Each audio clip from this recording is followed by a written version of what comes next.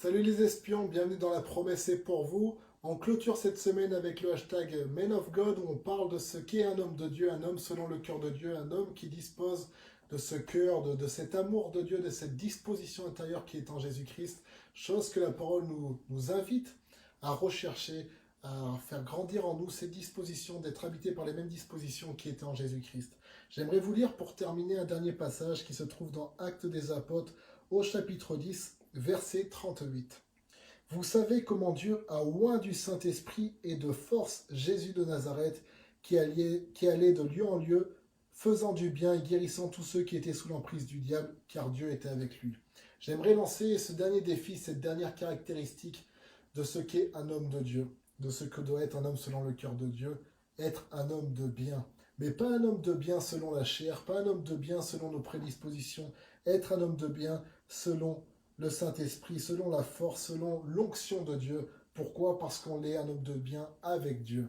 Et j'aimerais nous encourager à être ces hommes-là, à oser faire du bien autour de nous, du bien par tous les moyens à notre disposition, mais du bien selon les dons de Dieu. On a parlé des dons de l'Esprit à plusieurs reprises, et j'aimerais aujourd'hui que l'on puisse rentrer dans cette dimension d'utiliser tous les dons qui sont en nous pour faire du bien autour de nous, pour faire du bien selon Dieu. Et j'aimerais nous encourager, vous encourager, mesdames, à rechercher pareil dans les caractéristiques, dire voilà, aujourd'hui, moi je recherche un homme de bien, mais un homme de bien selon Dieu, un homme qui fait du bien selon ses moyens humains, selon ce qu'il a, mais qui en plus fait du bien par le Saint-Esprit, qui fait du bien d'une manière divine, qui fait du bien, on se dit mais purée, mais c'est Dieu serait homme, il ferait ça.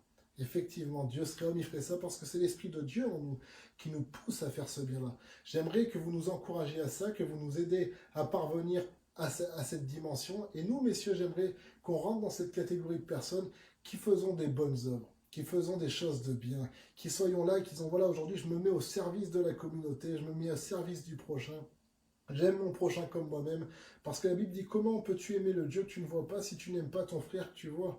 Et bien j'aimerais qu'on manifeste notre amour envers Dieu.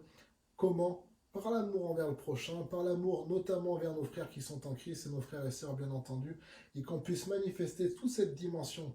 La Bible déclare par exemple dans dans Luc, excusez-moi, sur le passage au niveau du chemin d'Emmaüs, on voit par exemple, excusez-moi,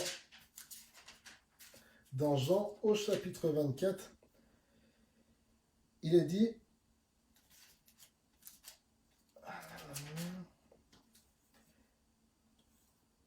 quoi leur dit-il? Il leur répondit, ce qui est arrivé au sujet de Jésus de Nazareth, qui était un prophète puissant en œuvre et en parole devant Dieu et devant tout le peuple.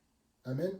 Voilà ce qu'il était dit de Jésus. C'était un prophète qui était puissant en parole, mais aussi en œuvre. Et bien, j'aimerais que nous, notre dimension spirituelle soit manifestée en parole, certes, mais aussi en œuvre, des œuvres de puissance, des œuvres où on dit, voilà, aucun homme ne peut faire ça de lui-même. Voilà, on a vu des gens faire des choses bien et c'est déjà bien. Mais là, on a vu quelque chose qui dépasse l'entendement. C'est des choses bien selon Dieu, c'est-à-dire des choses bonnes. Parce que tout ce que fait Dieu est bon. Il créa le jour, la nuit, il vit que ce qu'il avait fait était bon. Nous aussi rentrons dans ces bonnes œuvres pour être de bons et fidèles serviteurs à qui Jésus pourra dire, lorsque viendra notre temps de le rencontrer dans les cieux, bon et fidèle serviteur, rentre dans le repos de ton maître et qu'on se voit confier de plus grandes choses dans les cieux. Et pour cela, soyons des hommes selon le cœur de Dieu, notamment des hommes de bien par la puissance du Saint-Esprit.